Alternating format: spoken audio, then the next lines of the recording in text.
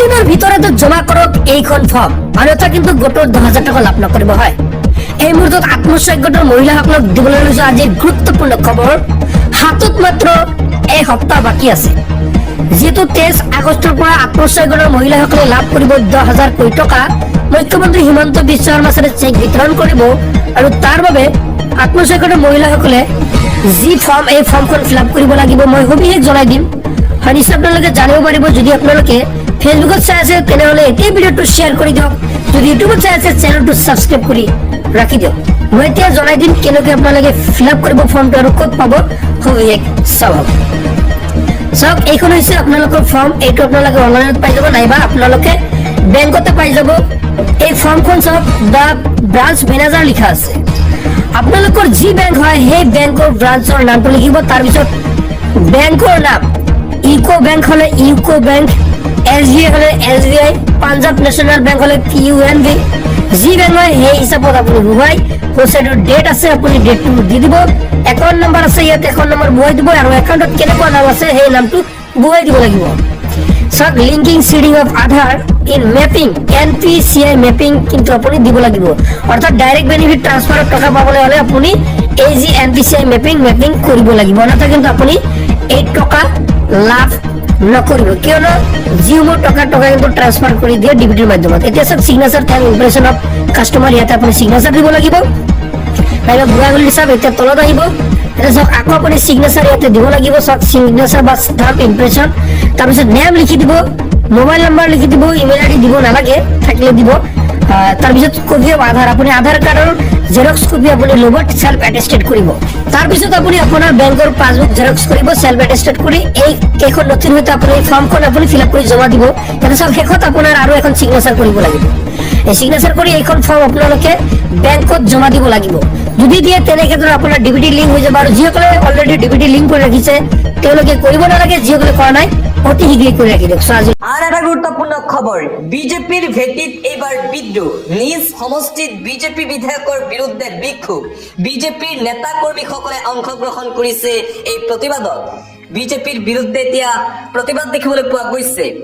বিজেপিৰ ভেটিত আৰম্ভ হৈছে বিদ্ৰোহ। নিজ সমষ্টিত বিজেপি বিধায়কৰ বিৰুদ্ধে বিক্ষোভ কাৰ্যসূচী ৰাইজৰ।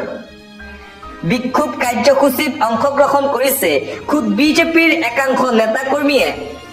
বিধায়কৰ বিৰুদ্ধে স্থানীয় ৰাইজ, বিজেপিৰ নেতা কৰ্মীৰ উত্তাল প্ৰতিবাদ। শোণিতপুৰত বিজেপিৰ ভেটিত এইবাৰ কঁপনি দেখিবলৈ পোৱা গ'ল। গণেশ লিম্বু মুৰ্দাবাদ, গণেশ লিম্বু হাই খাই ধ্বনি প্ৰতিবাদকাৰী ৰাইজৰ। শোণিতপুৰ জিলা বৰছলা বিধানসভা সমষ্টিৰ বিধায়কৰ বিৰুদ্ধে এই প্ৰতিবাদ ৰাইজৰ। নিজ সমষ্টিত গণবিক্ষোভৰ সন্মুখীন বিজেপি বিধায়ক গণেশ লিম্বু। গাঁও পঞ্চায়তক লৈ আৰম্ভ হৈছে বিজেপিত এতিয়া বিদ্ৰোহ, যাৰ বাবে বিজেপিৰ নেতা কৰ্মীসকলে খুদ বিজেপিৰ বিৰুদ্ধে কৰিছে প্ৰতিবাদ। পৰৱৰ্তী খবৰ, সাধাৰণ মানুহৰ সামৰ্থ্যৰ বাহিৰত শিক্ষা আৰু চিকিৎসা সেৱা। আকাশলংঘী হৈছে শিক্ষা আৰু চিকিৎসাৰ খৰচ। দেশত সুলভ নহয় সুস্বাস্থ্য আৰু শিক্ষা। বিজেপি চৰকাৰৰ বিফলতা উদবালে খুদ RSS প্ৰধান মোহন ভাগৱতে। বিজেপিৰ বিৰুদ্ধে পুনৰবাৰ সৰব হৈ পৰিছে RSS প্ৰধান মোহন ভাগৱত। এতিয়া সৰ্বসাধাৰণ ৰাইজে বিজেপি চৰকাৰৰ দিনত কোনো ধৰণৰ সুবিধা লাভ কৰা নাই। দেশত সুলভ নহয় সুস্বাস্থ্য আৰু শিক্ষা। সৰ্বসাধাৰণ ৰাইজে টকাৰ অভাৱত এতিয়া সঠিক চিকিৎসা ল'ব পৰা নাই। ভাৰতত সাধাৰণ মানুহৰ সামৰ্থ্যৰ বাহিৰত এতিয়া চিকিৎসা সেৱা। আকাশলংঘী হৈছে শিক্ষা আৰু চিকিৎসাৰ খৰচ। আৰু অধিক মূল্য বৃদ্ধিক লৈ সৰব হৈ পৰিছে RSS প্ৰধান মোহন ভাগৱত। মুঠতে বিজেপি চৰকাৰৰ ব্যৰ্থতা এইবাৰ উদবালে খুদ RSS প্ৰধান মোহন ভাগৱতে।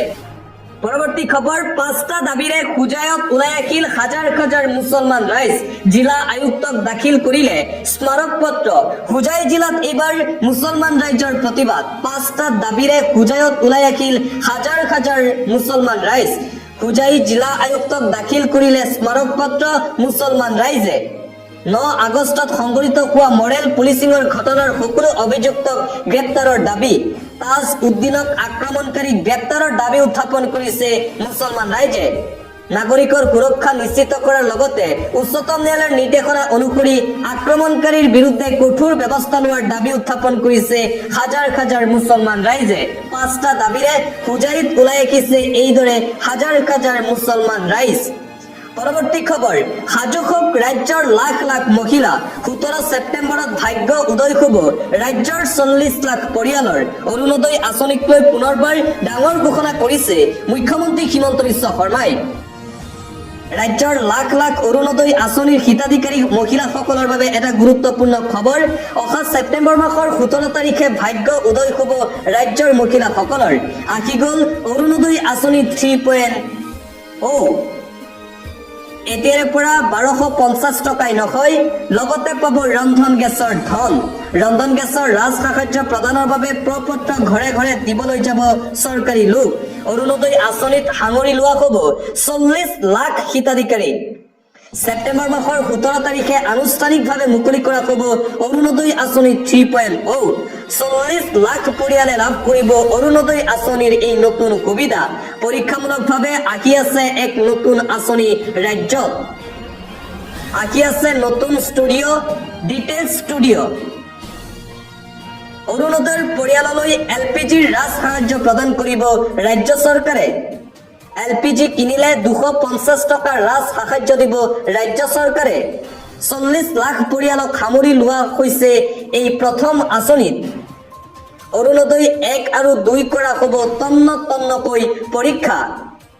অৰুণোদয় 3.0ক লৈ এইসমূহ ঘোষণা কৰিছে মুখ্যমন্ত্ৰী ডক্টৰ হিমন্ত বিশ্ব শৰ্মাই। আন এটা গুৰুত্বপূৰ্ণ খবৰ, ইছলামৰ মতে ভূমি দখল কৰিব নাপায়। সত্ৰৰ মাটি বেদখল কৰা সকল খিলঞ্জীয়া মুছলমান নহয়। সন্দেহজনক নাগৰিকৰ বিৰুদ্ধে একত্ৰিত হৈছে থলুৱা মুছলমান। পুনৰবাৰ মিয়াৰ বিৰুদ্ধে সৰব হৈ পৰিছে খিলঞ্জীয়া মুছলমান ৰাইজ। সংবাদ মেল পাতি মিয়াৰ বিৰুদ্ধে কেইবাটাও ডাঙৰ মন্তব্য। ইছলাম ধৰ্মত ভূমি দখল কৰা এটা অপৰাধ। সত্ৰৰ মাটি বেদখল কৰি আছে সন্দেহজনক নাগৰিকে। এনে লোকৰ লগত তুলনা নহয় খিলঞ্জীয়া মুছলমানৰ চিন্তাধাৰা। মুখ্যমন্ত্ৰীৰ উচ্ছেদ অভিযানৰ সমৰ্থনত ওলাই আহিছে খিলঞ্জীয়া মুছলমান ৰাইজ। ক্ষিপ্ৰ গতিত অবৈধ বেদখলকাৰীৰ বিৰুদ্ধে চলাব লাগে উচ্ছেদ অভিযান। কাজিৰঙাত এতিয়াও বসবাস কৰি আছে সন্দেহজনক মিয়া নাগৰিক। শীঘ্ৰেই কাজিৰঙাত সেই মিয়া লোকৰ বিৰুদ্ধে চলাব লাগে উচ্ছেদ অভিযান। কাজিৰঙা এতিয়া সন্দেহজনক মিয়া লোকৰ কৰিডৰ হৈ আছে।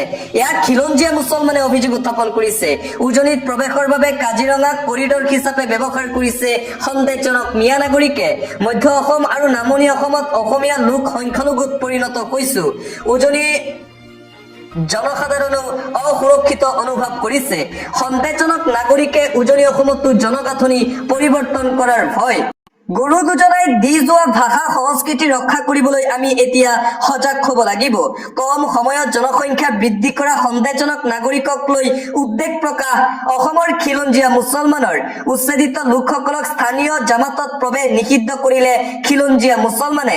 উচ্ছেদিত লোকক ঘৰ ভাড়া নিদিবলৈও আহ্বান জনাইছে ৰাইজে। মিয়াৰ ওপৰত ভৰসা নকৰাকৈ অসমত শ্ৰমিকৰ পৰা আৰম্ভ কৰি ব্যৱসায়লৈকে সকলোতে এতিয়া হাতে কামে লাগিব লাগে অসমৰ খিলঞ্জীয়া ৰাইজসকল। মন্তব্য খিলঞ্জীয়া মুছলমান ৰাইজৰ।